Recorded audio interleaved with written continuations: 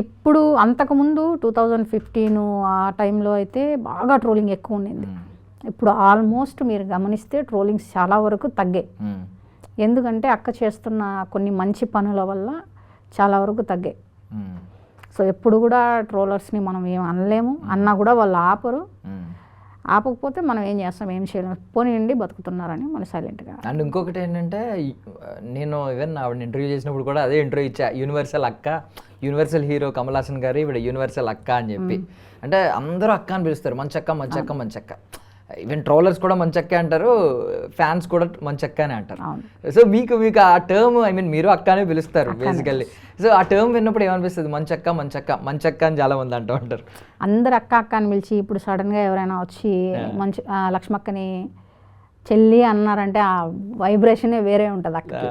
అంటే రీసెంట్గా ఒక ఇంటర్వ్యూలో కూడా వేరే యాంకర్ అడిగా, అట్లా పిలిచే లోపల అక్క ఫీలింగ్ ఎప్పుడు నన్ను అందరు అక్క అక్క అక్క అని చెల్లి అని పిలిస్తే వినసొంపుగా ఉంది అన్నట్టు చెప్పారనమాట. ఆ ఫీలింగ్ వేరే ఉంటుంది. అంటే మనము నేమ్తో పిలిచినా, లక్ష్మి గారు అని పిలిచినా కూడా రెస్పాండ్ అవుతారు.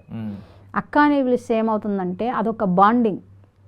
అంటే దగ్గర మనిషి ఎలా అయితే మనం పిలుస్తామో అలా ఉంటుందన్నమాట. సో అది కూడా హ్యాపీగానే ఉంటుంది.